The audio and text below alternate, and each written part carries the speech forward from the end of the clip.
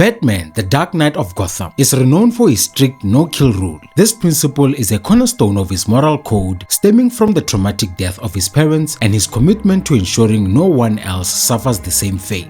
Batman believes that taking a life, even in the pursuit of justice, would make him no different from the criminals he battles. However, despite his best efforts, there are moments in the comics where Batman has crossed the line.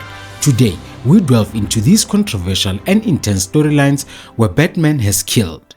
First up is Frank Miller's Batman, The Dark Knight Returns.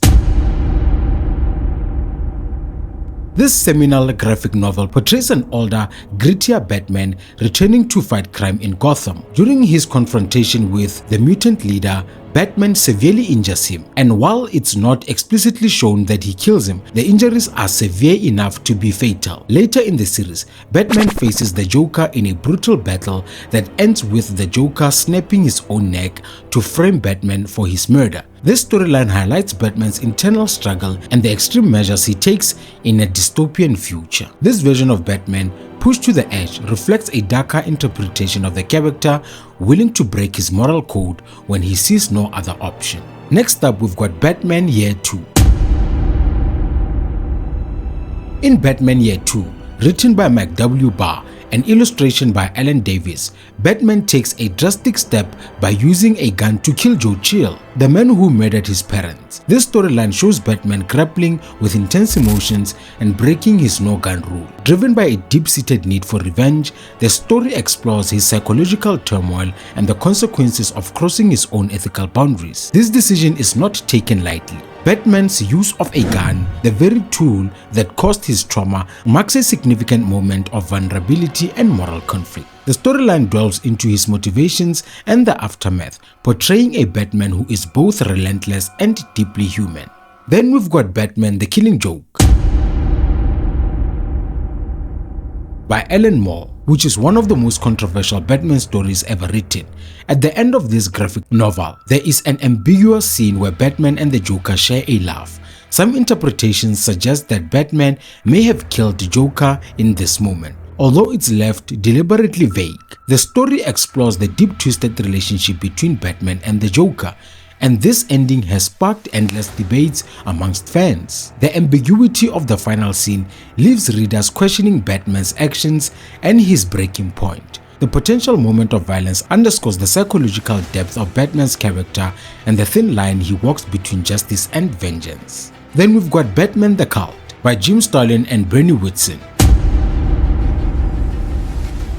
Batman is brainwashed by the villain Deacon Blackfire and ends up killing multiple people while under the influence. Once he breaks free from the mind control, he is horrified by his actions. The storyline shows the psychological depths Batman can be pushed to and the devastating consequences.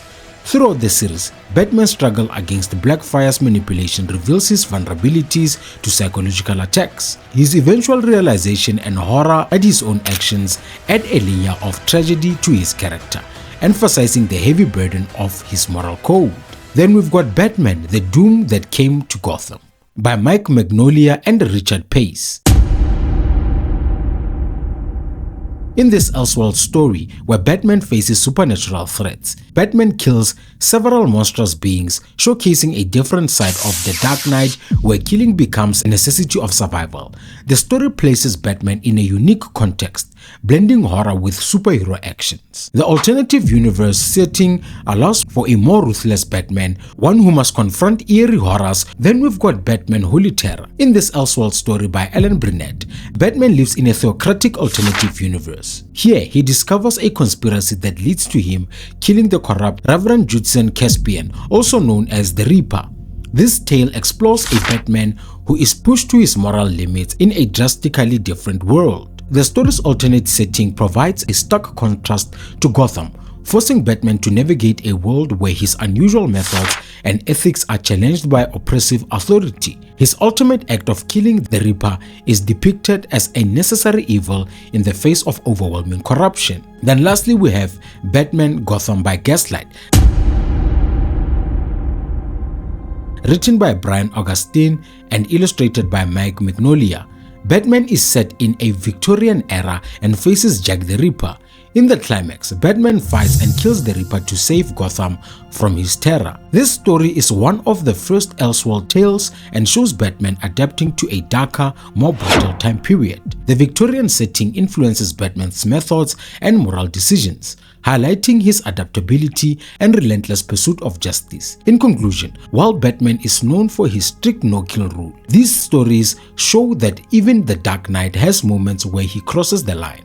Whether driven by desperation, mind control, or alternate universes, these tales add depth and complexity to the character we all know and love. What do you think of these instances where Batman killed? Let us know in the comment section below. And if you enjoyed the video, please leave a like and subscribe to the channel, and don't forget to participate in our community polls. Until next time, stay enthusiastic.